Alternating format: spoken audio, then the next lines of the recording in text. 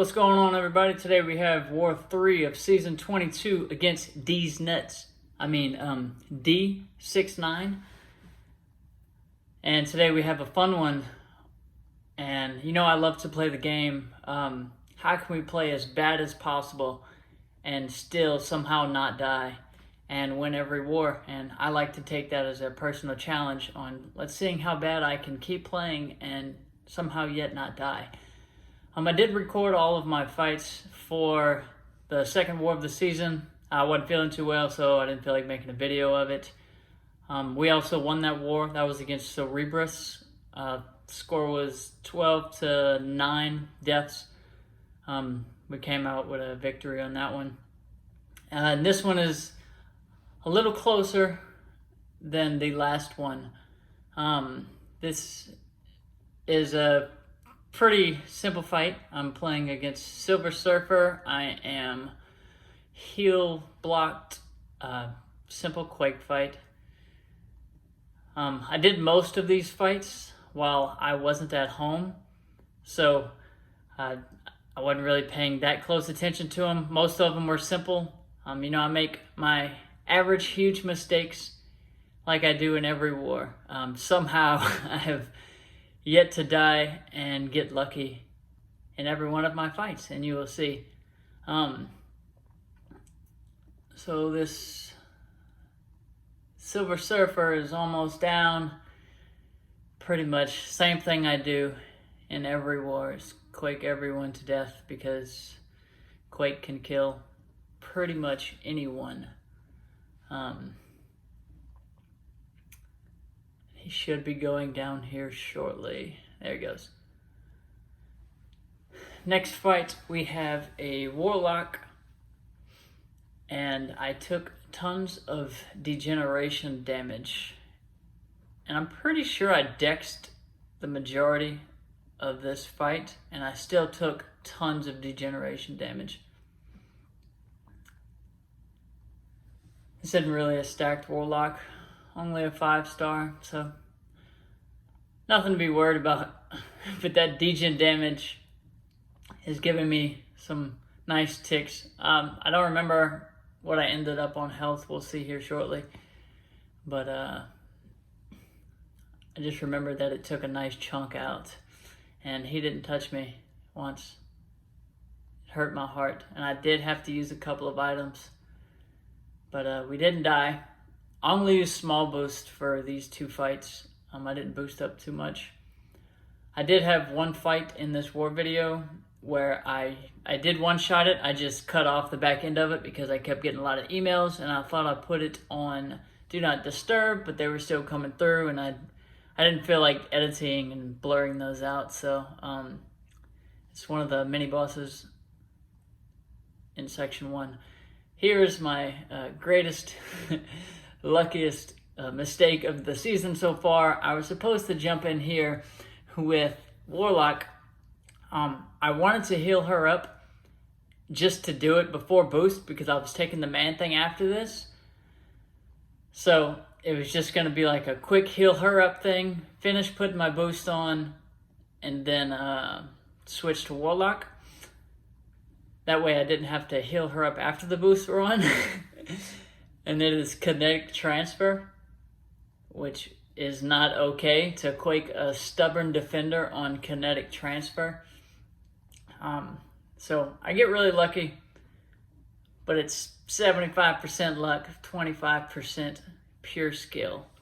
You can see as I'm parrying, she is gaining more and more power, and that is terrible news for being up against the wall on a stubborn defender, especially SpiderGwen. But you can see with this extreme elite gameplay, stuff you've never seen before, was that I managed to somehow come out of this fight alive. I did play slow. I did let a whole stun concussion round go through before I decided to start hitting her again for the power gain. Just played really slow, and somehow we made it out alive. I'm not sure how, but we did. I tried to explain to my officer that this was an easy fight, which it felt like it was an easy fight. She died quick. I knew how to play it once I came in and realized I was not supposed to come in with her. So I tried to play it off like, oh yeah, that's the easy fight. It is a stupid fight. Should not have done it.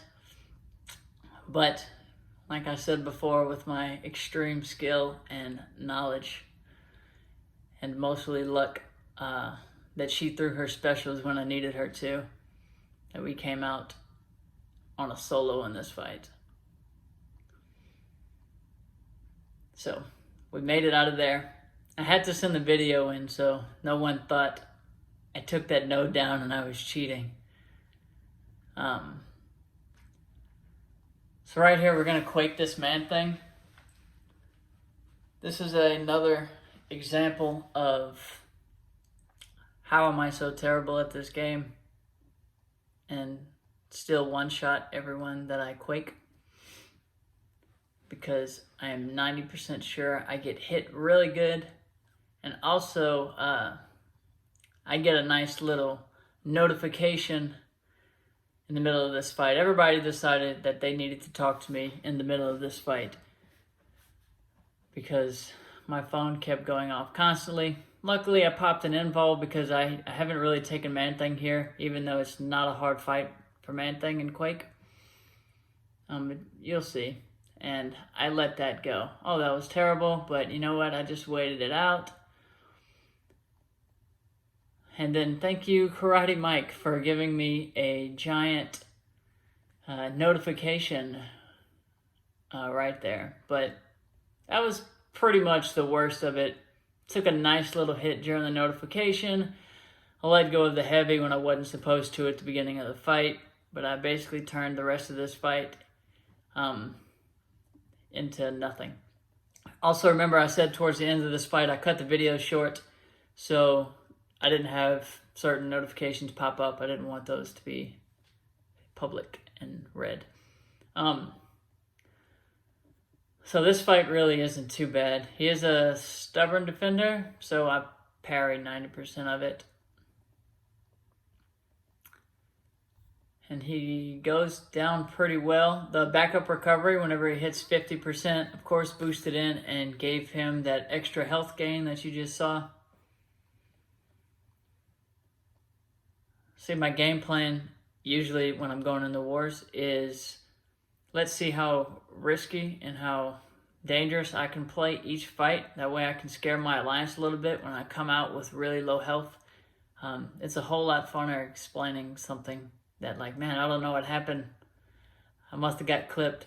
I don't want to do perfect fights every time because then they're going to, assign me all the bosses.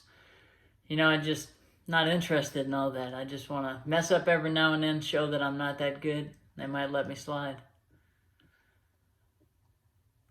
Also, this is the first time taking a Rage Iron Man Infinity War with Torch. So, I was basically given a pretty strict guideline, which was only medium, light, medium, no heavies, no specials, no attack boost because I don't want to trigger the rage. So I just pop on a health boost, and I think I popped that. Yes, I popped the invulnerability boost in case the end I get in trouble. I didn't know how much this power gain was going to be. I really don't fight many Iron Mans much. And if I do, it's not on Rage and in Wars, but pretty simple fight. Can't really go wrong. I don't have any fights after this with Torch, so I put on my Nova Flames, and he melts quite fun here. Also, towards the end of this, I think I get parried, which was really fun. Like I said, I like to keep things interesting, that way I can be like, man, good thing, I didn't die there. It's always funner that way. I remember getting hit sometime soon. There it was. Thankfully, my suckiness comes with indestructibles and plenty of boost, and no one saw me get hit there either, but it's okay. Remember, I like to play sketchy.